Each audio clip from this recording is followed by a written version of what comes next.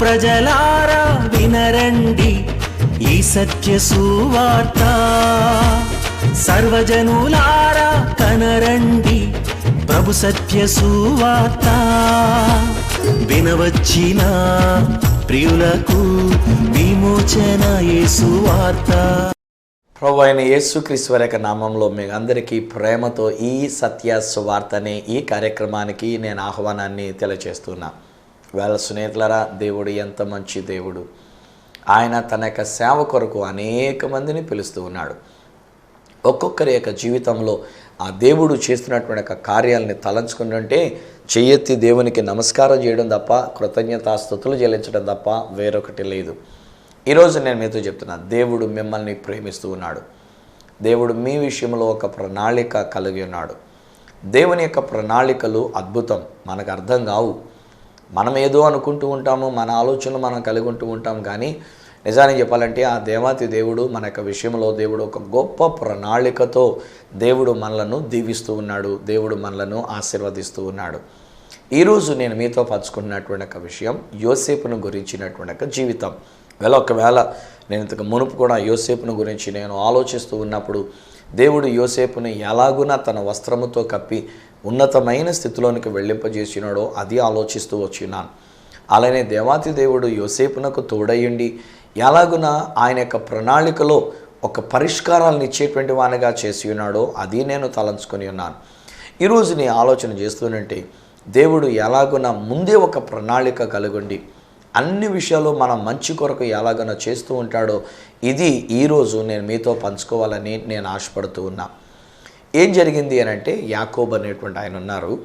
ఆయనకి దాదాపు 12 మంది సంతానం, ఒక కుమార్తె కూడా ఉండింది. అయితే ఈ 12 మంది మగపిల్లలు అనేటువంటి వారిలో రాహేలు అనేటువంటి యాకోబు ప్రేమించిన రాహేలుకు పుట్టినటువంటి వాడు యోసేపు. న్యాచురల్లీ ఆ తండ్రి తాను ప్రేమించినటువంటి ఒక భార్య కుమారుడు గనక ఆయన్ని కొంచెం ఎక్కువ ప్రేమ చూపించడం, ఆయన కొంచెం ఎక్కువ గారాబం చేయడం, ఆయనకు వస్త్రాలు విచిత్రమైనటువంటి ఒక నిలువు టంగీలు కుట్టించడం ఇవన్నీ జరిగిస్తూ వచ్చినాడు. ఈ యోసేపు గారేమో కలలు కనేటువంటి వాడు, విజనరీ. మంచి మంచి దర్శనాలు వస్తుండేవి, మంచి మంచి కలలు కంటుండేవాడు. మంచి మంచి కళలు అని అంటే ఒకవేళ మనకి మంచి కళ అన్నప్పుడు కాస్త డబ్బులు సంపాదించుకోవడానికో, ఒక మంచి ఇల్లు కట్టుకోవడానికో, లేకపోతే ఇతరుల గురించి ఒక మంచి విషయాలు ఎలాంటివి అయితే అందరికీ బాగానే ఉంటాయి. కానీ యోసేపు గారికి వచ్చినటువంటి ఒక కళలో ఏం జరిగింది అని అంటే, తనకు పైగా ఉండినటువంటి తన యొక్క అన్నయ్యలు వీళ్ళందరూ కలిసింట యోసేపుకి సాష్టాంగపడి నమస్కారం చేస్తున్నారని కళ వచ్చింది. ఆ విషయం ఉండబట్టలేక పొద్దుట లేచిన వెంటనే అన్నయ్యల దగ్గరకు చెప్తాడు, ఎవరే అన్నయ్యలు మీరు అందరూ కలిసి నాకు నమస్కారం చేస్తున్నారా? నా పని నిలబడి ఉన్నది, మీ అందరి పనులు నాకు నమస్కారం చేస్తూ ఉన్నాయి, మీరందరూ కలిసి నాకు సాగిలపడి నమస్కారం ఊరుకోరా వేద్దావా, నువ్వు ఎలాంటి మాటలు మాట్లాడతావు? మేము పెద్దవాళ్ళం అయ్యండి నీకు నమస్కారం చేయడం ఏంట్రా? లేనిపోయిన కళ్ళ ఎడక పైచ్యం ఎక్కువయ్యి రాత్రి బాగా మసాలా తిని ఉంటాడు, అందుకని ఇలాంటి కళ్ళగన్నాడు, నోరుమై పెద్దవా పో అవతలకి అని చెప్పేసి అని తిట్టుంటారు. వెళ్ళాడు, మళ్ళీ పండుకున్నాడు. ఈలోగా మరొక రోజున మరొక కళ వచ్చింది. ఆ కళలో ఈసారి ఏంటంటే నక్షత్రాలు అనేకమైనటువంటి ఉన్నాయి. ఆ నక్షత్రాలన్నీ కూడా ఈయనకి నమస్కారం చేస్తున్నాయి. నక్షత్రాలతో పాటు సూర్యుడు చంద్రుడు కూడా ఈయనకి నమస్కారం చేస్తూ వచ్చినారు. అంటే వాళ్ళ అమ్మ వాళ్ళ నాన్న కూడా నమస్కారం చేస్తూ వచ్చినారు. ఇది కూడా మళ్ళీ అన్నయ్యల దగ్గరికి వెళ్ళి చెప్తే ఈసారి అన్నయ్యలు చాలా కోపడారు, ఒరే మేము అసలు నీకు నమస్కారం చేయడమే తప్పురా అని అంటే మళ్ళీ నీకు పైపెచ్చు అమ్మ నాన్న కూడా నీకు నమస్కారం చేస్తాంరా, నీకేం జ్ఞానం లేదు, ఏం కళలు కంటున్నావు, ఎలాంటి కళలు కంటున్నావు అని చెప్పేసి ఏ విధంగా కోపడ్డరో పాప ఈయన దిగాలు పెట్టుకొని ఒకవేళ పక్కకు వచ్చేసి ఉండుంటాడు. కానీ ఈలోగా జరుగుతున్నటువంటి ఒక విషయం, దేవుడు కదలిక చేస్తున్నటువంటి ఒక విషయాలు, దేవుని యొక్క ప్రణాళికలు we cannot understand with our mind. ఈ బుర్రతో మనం అర్థం చేసుకోలేమండి బాబు. దేవుడు ఎప్పుడు కూడా, నేను ఇంతకుముందు చాలా క్లియర్గా నేను ఒక మాట చెప్తున్నాను ఏంటంటే, దేవుడు మనందరి యొక్క అంతము చూచి మనకొక ఆరంభాన్ని ఇస్తూ ఉంటాడు. హే ఫ్రెండ్స్, ఈరోజు నేను ఆ కార్యక్రమం చూస్తున్న మీరు ఎలాగున దేవుని చేతుల్లో వాడబడబోతున్నారో, దేవుని చేతుల్లో దీవించబడబోతూ ఉన్నారో, మీ జీవితం ఎలా ఉంటుందో ఇవి చూచిన దేవుడు మీకు అలా జన్మ అంటే పెట్టాడు. ఇక్కడ మీ అమ్మ కడుపులో నుంచి లోకంలోనికి రావడానికి అనేటువంటిగా తీసుకొచ్చి పెట్టినాడు. మనకు తెలీదు, నాకు తెలీదు నిజాన్ని చెప్పాలంటే. నేను పుట్టినప్పుడు మా అమ్మ నాన్నగారు నేను ఈరోజు నేను ఎంతగా వాడబడతానన్న సంగతి మా అమ్మగారు నాన్నగారికి తెలియదు వాళ్ళకి. లేకపోతే నేను పుట్టినప్పుడు మా అన్నయ్యకి, మా తమ్ముడికి, మా చెల్లాయికి వాళ్ళకి తెలీదు దేవుడు నన్ను ఎలాగునో వాడుకుంటాడు అనేటువంటి ఒక విషయం. నా చిన్నప్పుడు నా స్నేహితులుగా నాతో కలిసి ఆడుకున్నటువంటి వాళ్ళకి తెలీదు దేవుని యొక్క ప్రణాళిక ఏంటో. అసలు నిజానికి అప్పుడెప్పుడో దాకా ఎందుకెళ్ళండి, ఎంగానో మరుక్షణం ఏమవుతుందో మనకెవరికీ తెలీదు. అందుకనే మనిషి యొక్క తాపత్రయం ఏంటంటే నేను ఏమవుతానో, ఎలా ఉంటుందో నా భవిష్యత్తు తెలుసుకోవాలని చెప్పేసి అని మనం ప్రయత్నాలు చేస్తూ ఉంటాం. ఆ యొక్క విషయంలో, ఆ వరుసలో మనం ఏం చేస్తూ ఉంటామంటే, ఎవరు ప్రవక్తలు చెప్తారో వాళ్ళ దగ్గరికి వెళ్ళి, ఏమంటే నా జీవితం ఎలా ఉంటుందో చెప్పండి, నేను అతను పెళ్లి చేసుకుంటాను లేదో చెప్పండి, నా బతుకు అతను పెళ్లి చేసుకుంటే బాగుంటుందో లేదో చెప్పండి, ఇలాగని చెప్పేసి మనం చెప్పించుకోవడానికి మనం ప్రయత్నం చేస్తుంటాం. ఇది కాస్త రాను రాను సోదైపోయింది ప్రవచనం చెప్పడానికి బదులుగా. సో అందుచేత మనకు జాగ్రత్త పడుతూ ఉండాలి. ఒకటి నేను చెప్తున్నట్టు మాటలు ఆలకించండి. దేవుడు మనకి కళలు ఇచ్చినప్పుడు ఆ కళలను నెరవేర్చేవాడు దేవుడే.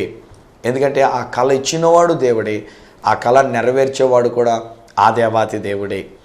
ఇది నాని ఈ యొక్క యోసేపు విషయంలో నేను ఆలోచన చేస్తూ ఉన్నప్పుడు, యోసేపు గారికి ఒక మంచి కళలు వచ్చినాయి.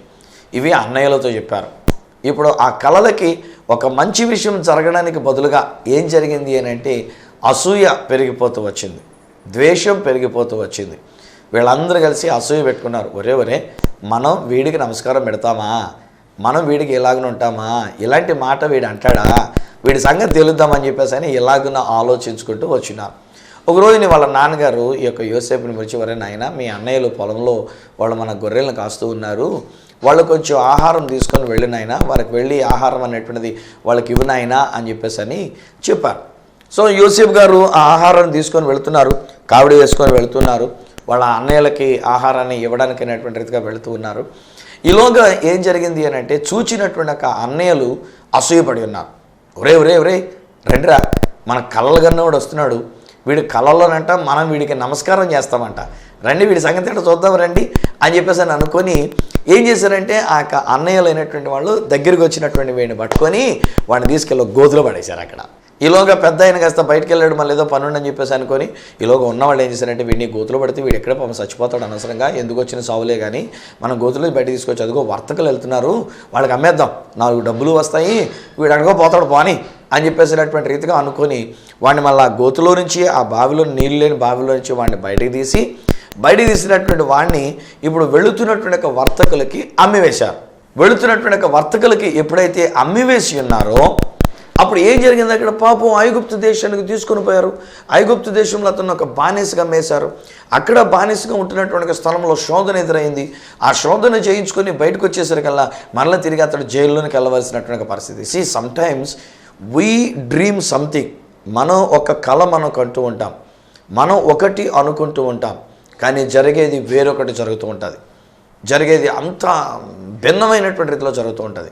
ఇతను కనినటువంటి ఒక కళ ఏమో తన యొక్క అన్నయ్యలు ఇతనికి నమస్కారం చేస్తారని, అంటే ఇతడు ఒక రాజరికంలో ఉంటాడని, ఒక అధికారంలో ఉంటాడని, చివరికి తల్లిదండ్రులు కూడా వచ్చి నమస్కారం చేస్తారని, ఇలాంటి కళలు కంటే ఒకటి ముందేమో బావిలో పడ్డాడు, ఆ తర్వాత ఇప్పుడేమో ఒక వర్తకులకు అమ్మివేయబడినప్పుడు వాళ్ళేమో ఒంట్ల మీద కూర్చున్నారు, మనోనేమో ఒంట్ల వెనకాల ఆ తోక వెనకాల తాళ్ళు కట్టేసి మనోని తీసుకుని వెళ్తున్నప్పుడు ఎలా ఉంటుందో ఒకసారి మనం ఊహించుకుందాం. మధ్యలో సంతలో తీసుకెళ్ళి పెట్టినప్పుడు ఏ బట్టలు లేకుండా అతను దిగంబడిగా తీసుకెళ్ళి అక్కడ నిలబెట్టి సంతలో అమ్ముతుంటే అబ్బా, అప్పుడు ఎంత బహుశా కించపరచబడినటువంటి పరిస్థితి ఉంటుందో, ఎంత హ్యూమిలియేషన్ అనేటువంటిది బహుశా ఆ పిల్లవాడు ఎదుర్కొని ఉండి అంటాడో ఒకసారి మనం ఉంచుకుందాం. యవ్వన ప్రాయంలో ఉన్నటువంటి ఒక కుమారుడిని, యవ్వనంలో ఉన్నటువంటి ఒక కుమారుని, పెళ్లి కానీ యవ్వనస్తుడు అయినటువంటి ఒక కుమారుని సంతలో బట్టలు లేకుండా అక్కడ పెట్టి అమ్మకానికి పెడుతుందంటే అందరూ వచ్చి ఆ కుమారుని చూస్తూ, ఆ యవనస్తుని చూస్తూ, వీడు బాగున్నాడు, వీడు కండలు బాగున్నాడు, వీడు ఇలా బాగున్నాడు అని చెప్పేసి ఇలా చూసి సర్లే తర్వాత కొనుక్కుంటాం లేని వెళ్ళిపోతుందంటే పాపం తలవంపులుగా, ఎంత తలవంపులు అనేటువంటి పరిస్థితి. అప్పుడు భవిష్యత్తు తనకు కూడా వచ్చి ఉండాలి ఆలోచన లెక్క ప్రకారంగా. నాకు వచ్చిన కళ ఏంటి, ఇక్కడ నేనున్న పరిస్థితి ఏంటి, ఒక దిగంబడికి వీళ్ళందరూ నన్ను కొనుక్కోవడానికి వస్తున్నారు, ఎవడో కొనుక్కోవడానికి వెళ్ళిపోతూ ఉన్నారు, నన్ను దిగంబడికి ఇక్కడ వెళ్ళి చూస్తున్నారు. చివరికి అతడు వెళ్ళినటువంటి ఒక పొత్తిఫార్ ఇంట్లో నుంచి ఇప్పుడు అతడు జైల్లోనికి వెళ్ళి ఉన్నాడు, జైల్లో ఉండి ఉన్నాడు. లేనిపోయిన నింద అతని మీద పడి ఉన్నది, చేయని నేరం అతని మీద మోపబడి ఉన్నది.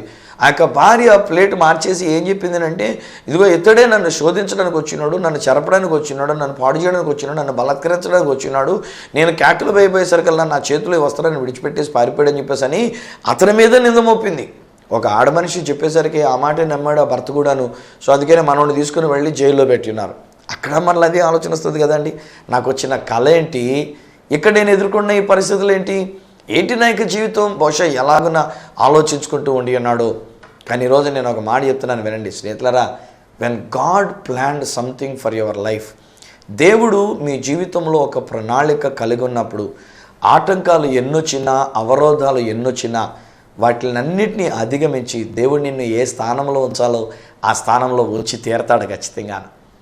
ఆటంకాలు వస్తాయి, అడ్డంకులు వస్తాయి, నిందలు వస్తాయి, అపనిందలు వస్తాయి, కించపరచబడేటువంటి ఒక పరిస్థితులు వస్తాయి, అవమానాలు వస్తాయి, సిగ్గుపరచబడిన పరిస్థితులు వస్తాయి. బహుశా మీ ఊర్లోనే మీకు అవమానం ఎదురైంది కాదు, మీ ఆఫీసులో మీకు అవమానం ఎదురైంది కాదు, మీ ఇంటిలో మీకు ఒక అవమానం ఎదురైంది కాదు, చెయ్యని నేరానికి మీ మీద ఒక నింద మోపబడి ఉన్నది కాదు. మీరే తప్పు చేయలేదు, మీరు ఏ నేరం చేయలేదు, కానీ మీ మీద ఒక నేరం మోపబడినది. ఈరోజు మీ యొక్క జీవితంలో మీరు చాలా కించపరచబడిన రీతిగా ఉండి ఉన్నారు. అందరూ మిమ్మల్ని చూస్తుంటే చాలు, మాటలు కూడా అనక్కర్లే, మిమ్మల్ని చూస్తుంటే ఆ చూపులు గుచ్చి గుచ్చి చూస్తున్నట్టుగా ఉండినటువంటి ఆ చూపులు మీరు ఎంతో కృంగిపోవడానికి కారణమవుతూ ఉన్నాయి. నిజాయితీగా ఉన్నారు, మీరు చాలా నిక్కార్సుగా మీరు జీవిస్తూ ఉన్నారు. లంచం తీసుకుంటలేదు, అన్యాయం చేయట్లేదు, మీ వర్క్ ఏదో మీరు చేసుకుంటూ ఉన్నారు, మీ ఉద్యోగం ఏదో మీరు చేసుకుంటూ ఉన్నారు. బట్ సమ్వేర్ ఏదో మొత్తానికి మీ మీద నేరం మోపబడినటువంటిది. బహుశా ఒకళ్ళ మీద మీ క్యారెక్టర్ మీదే నేరం మోపబడి ఉన్నదేమో. పాపం మీరు ఏ అమ్మాయిని ఏడిపించినటువంటి వాళ్ళు కారు, ఏ అమ్మాయి విషయంలో కూడా మీరు ఏ విధమైనటువంటి డైలాగులు లేదా సెటైర్లు వేసినటువంటి వారు కారు. కానీ ఈ రోజున మీ మీద ఈ నేరం కూడా మోపబడింది. ఆడవాళ్ళతో తిరుగుతూ ఉంటాడండి, ఆడవాళ్ళ వెనకాల తిరుగుతూ ఉంటాడండి, ఆడవాళ్ళంటే ఇలాంటి ఆలోచనలు కలిగి ఉంటాడండి. ఎప్పుడు కూడా ఎవరైనా కనుక ఆ మార్గంలో వెళ్తుంటే వాళ్ళంకా పదే పదే అలాగే తీక్షణంగా చూస్తూ ఉంటాడండి. ఎన్నెన్ని మాటలు అనేసారో కాదు. ఈరోజు లోకం చాలా తేలికలేండి, ఇలాంటి మాటలు అనాలంటే చాలా సులువుగా మాట్లాడేస్తూ ఉంటారు. ఈ రోజుల్లో చాలామంది ఇలాంటి అవమాన పాలైపోతున్నటువంటి పరిస్థితులు.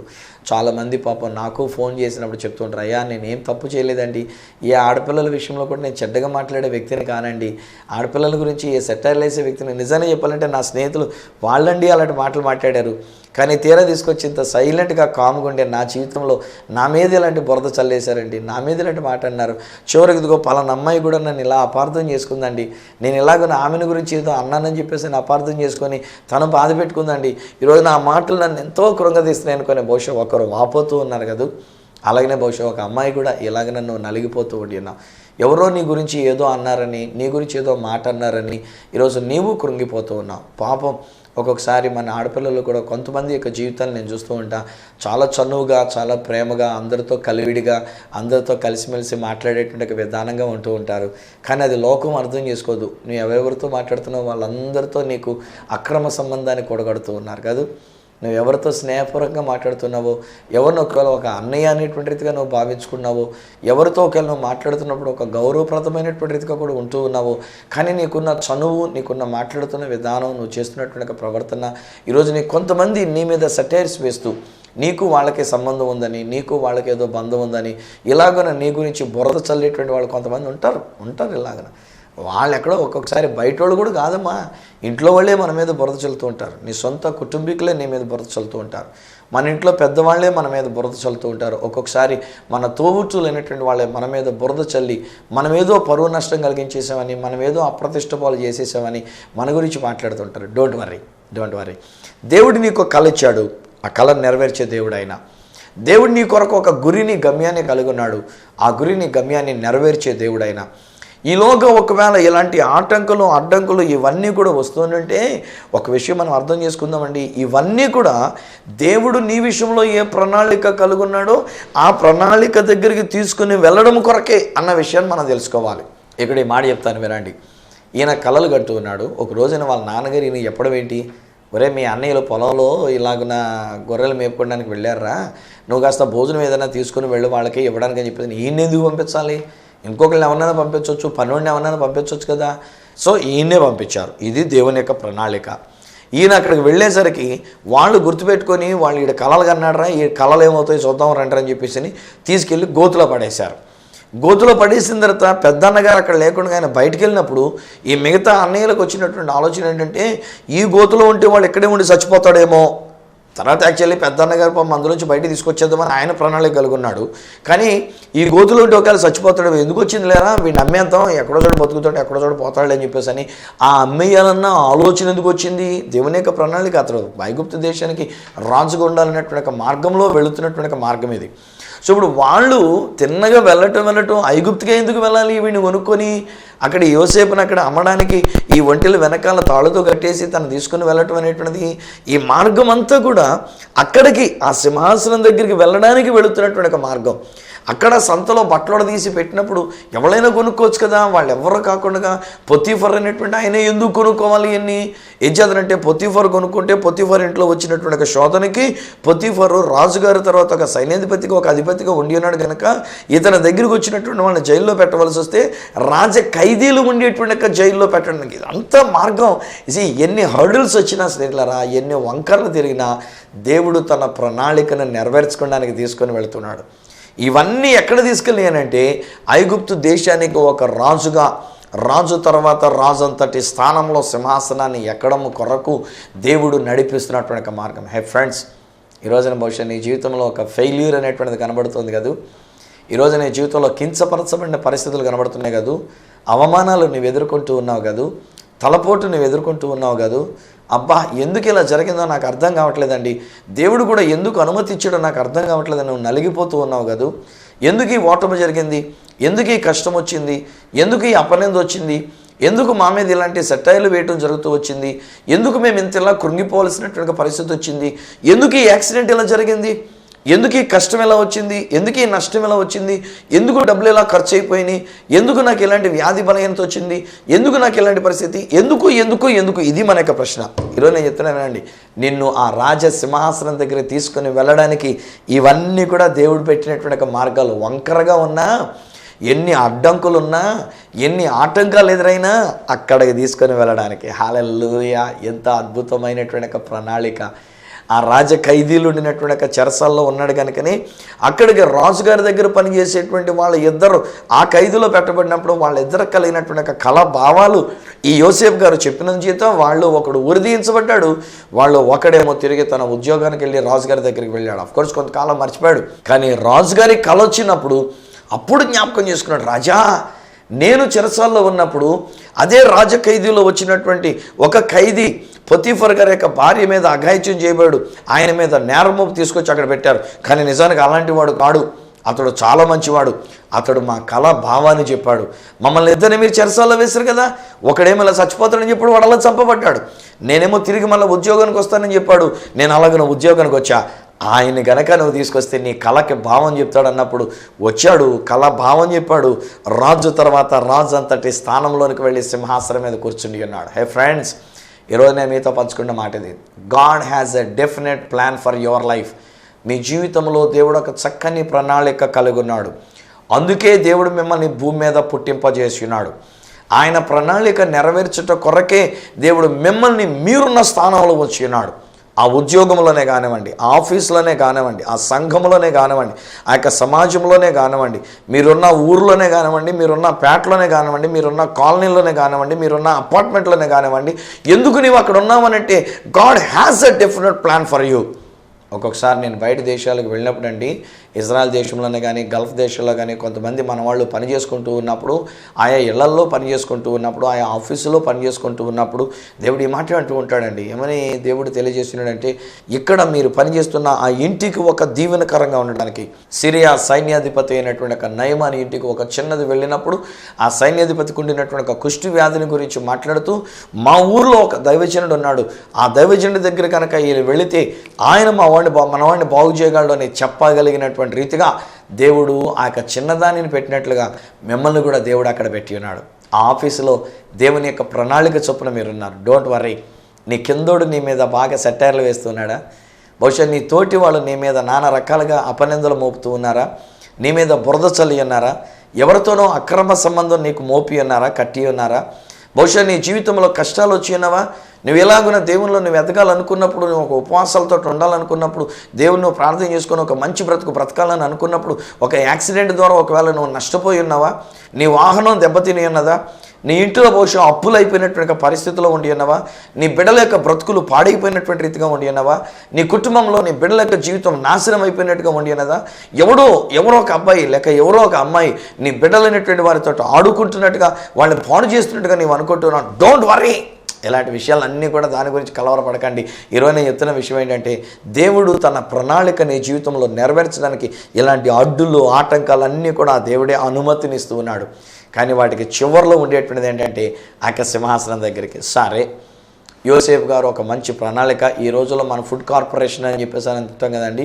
మనకి ఇండియాలో ఫుడ్ కార్పొరేషన్ ఆఫ్ ఇండియా, భారతదేశ గిడ్డంగులు, భారత గిడ్డంగులు సంస్థ అని చెప్పేసినటువంటి రీతిగా చెప్తూ ఉంటారు కదా. సో వాళ్ళు ఏం చేస్తున్నారంటే మంచి పంట పండినప్పుడు వచ్చిందంతా దాచిపెట్టి కరువు వచ్చినప్పుడు ఈ దాచిపెట్టినటువంటి పంటని వాడడానికి అనేటువంటి రీతిగా దాన్ని పెడుతూ ఉంటారు. అదే చెప్పాడు ఆనాడు యోసేపు గారు. 7 సంవత్సరాలు మంచి పంట పండుతుంది, 7 సంవత్సరాలు మనకు కరువు వస్తుంది.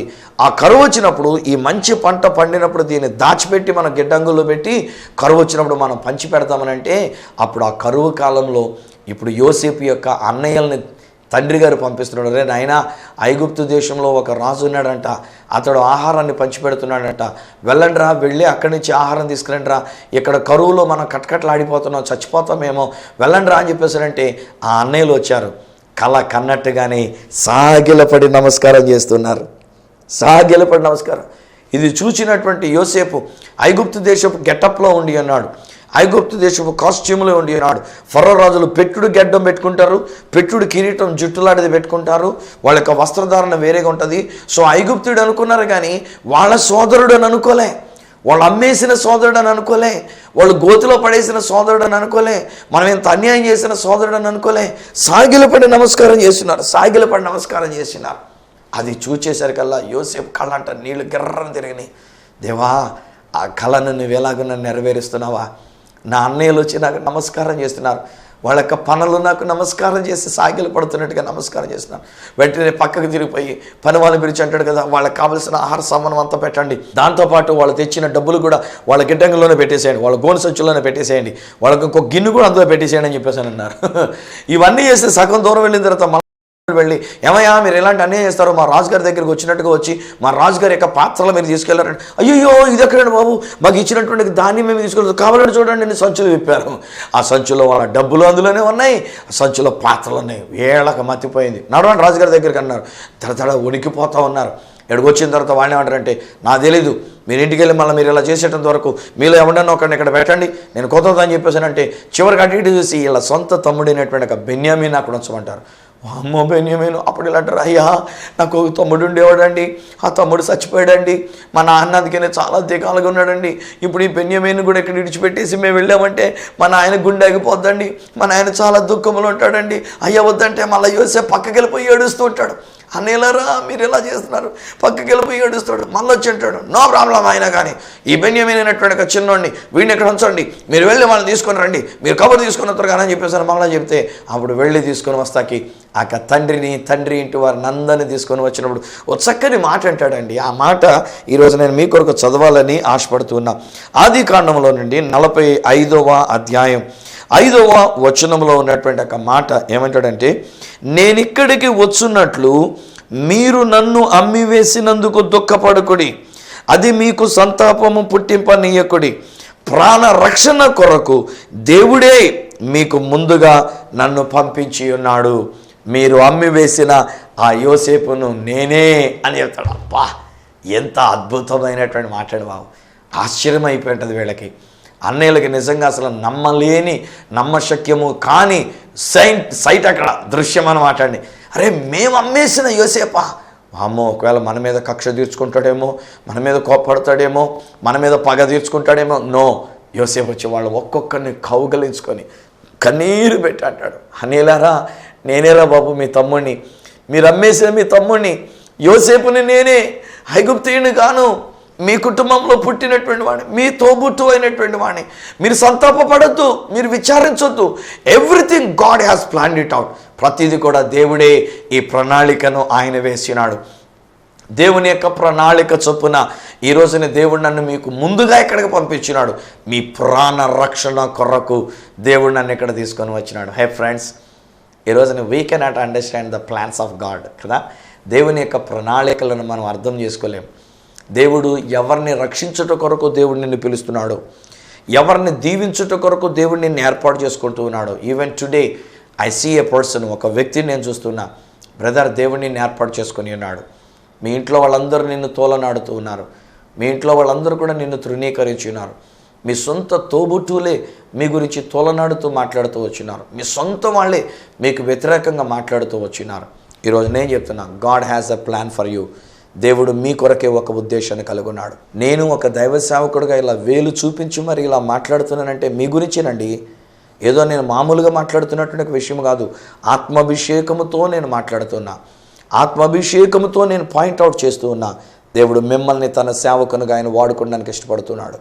అమరే పాప, నీ విషయంలో కూడా నేను మాట్లాడుతున్నా. నువ్వు బలహీనరాలివి. ఈరోజు నువ్వు బలహీనంగా ఉంటూ ఉన్నావు, బక్క చిక్కుపోయినటువంటి రీతిగా నీవు ఉండి ఉన్నావు. బహుశా నీ బలహీనతను బట్టి నీవు కూడా ఆలోచిస్తున్నావు, అసలు నా బ్రతికే ఉండదేమోనండి, నేనే చచ్చిపోతానేమో అనేటువంటి రీతిగా నువ్వు ఆలోచిస్తున్నావు. ఈరోజు నేను చెప్తున్నా, దేవుని యొక్క సేవకునిగా ప్రభు నిన్ను బ్రతికిస్తూ ఉన్నాడు. ప్రభు నీకు ఆరోగ్యాన్ని ఇస్తూ ఉన్నాడు. ఈరోజు దేవుడు నిన్ను తన యొక్క సేవకురాలుగా ఆయన పిలుస్తూ ఉన్నాడు. నీవు దేవుని కొరకు ఒక బలమైన సాధనంగా ఉండేటట్టుగా దేవుడు నిన్ను ఏర్పాటు చేసుకున్నాడు. బిలీవ్ ఇట్, నమ్మండి అంతే. దేవునికి స్తుతియాగం చెల్లించుకోనండి. ఈ వ్యాధి ఒక ఆటంకంగా నీకు వచ్చినది, ఈ సమస్య నీకు ఒక ఆటంకంగా వచ్చినది, నీకున్న ఈ పరిస్థితులు నీకు ఒక అడ్డంకులుగా కనబడుతూ ఉన్నాయి. బట్ దేవుడు నీ కొరకు ఒక ప్లాన్ కలిగినాడు. దేవుడు నీ కొరకు ఒక ప్రణాళిక కలిగి ఉన్నాడు.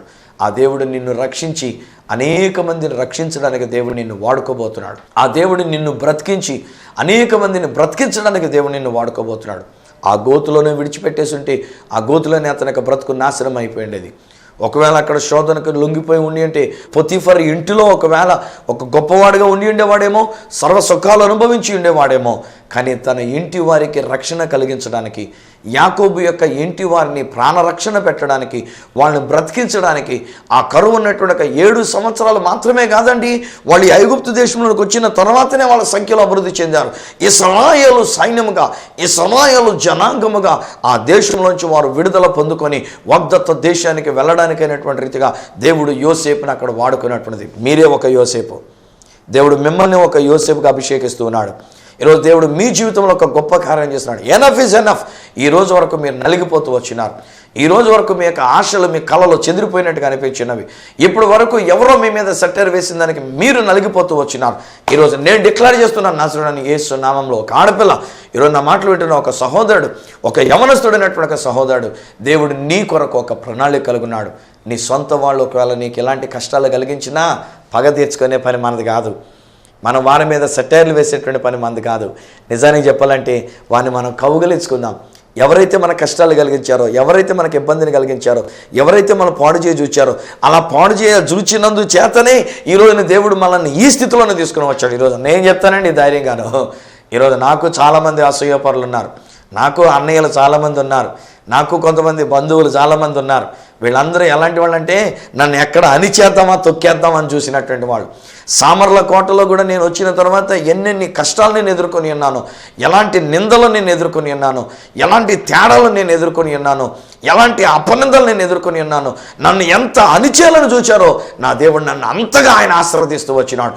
ఇంకా అదే సామర్ల కోటలో దేవుడు నన్ను ఇంకా ఇంకా ఆశీర్వదిస్తూ వచ్చినాడు. అందుకే ఈరోజు నేను చెప్తా, దేవుని ప్రణాళిక మీ మీద ఉన్నది. దేవుడు మిమ్మల్ని వాడుకున్నాడు. తండ్రి, ఈ బిడ్డల కొరకు నీకు వందనాలు. నీ ప్రణాళిక చొప్పున వీరున్న ఊరిలో వారొక దీవెనకరంగా, వారి కుటుంబానికి కొరకు ఒక దీవెనకరంగా, వారి ప్రజలకు వారొక దీవెనకరంగా మీరు వారిని ఏర్పాటు చేసుకునేందుకు నీకు వందనాలు. ఎవరో మమ్మల్ని ఏదో చేసి పాడు చేయాలని చూస్తే మేము వాళ్ళని ప్రేమిస్తున్నాం అయినా వాళ్ళు అలా చేయడానికి చూచారు కనుకనే మీరు మమ్మల్ని లేవనెత్తారు. మమ్మల్ని గోతులో పడేయడానికి చూచారు కనుకనే మీరు మమ్మల్ని లేవనెత్తి ఉన్నారు. మమ్మల్ని అమ్మేయడానికి చూశారు కనుకనే మీరు మమ్మల్ని కొనుక్కొని మమ్మల్ని నిలబెట్టుకుని ఉన్నారు. నీ రక్తం ఇచ్చి మమ్మల్ని కొని ఉన్నారు. మమ్మల్ని చెరసాల్లో వేయడానికి చూసినారు కనుకనే మీరు చెరసాల్లో నుంచి రాజసింహాసనం దగ్గర తీసుకుని వెళ్ళేటట్టుగా మీరు మమ్మల్ని చేస్తున్నారు.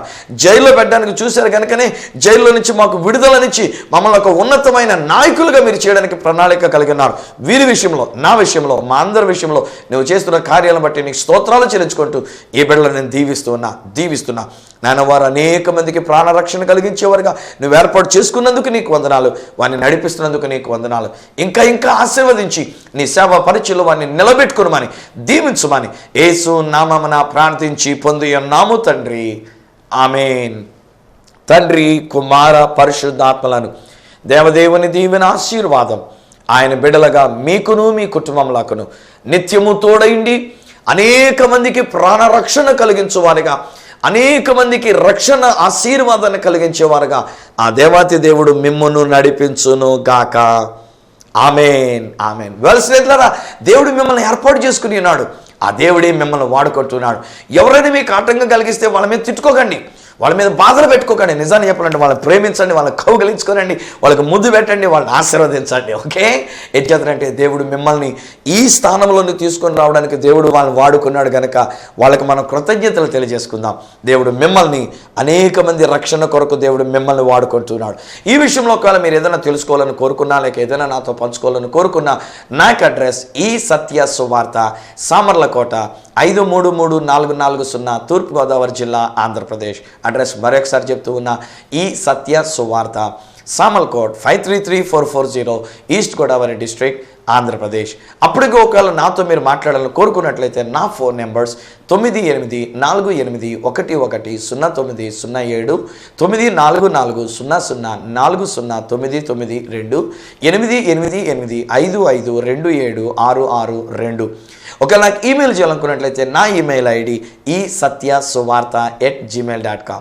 మళ్ళీ రేపటి దినాన్ని ఈ సత్య సువార్త కార్యక్రమంలో మిమ్మల్ని కలుసుకునేటంత వరకు మిమ్మల్ని అందరినీ మనలను దీవించి అనేక మందికి దీవెనకరంగా ఉండడానికి నడిపిస్తున్న ఆ దేవాతి దేవుని చేతులకు అప్పగిస్తూ మీ దగ్గర సెలవు తీసుకుంటున్న మీ ప్రియ సహోదరుడు ఈ సత్య సువార్త రాజు.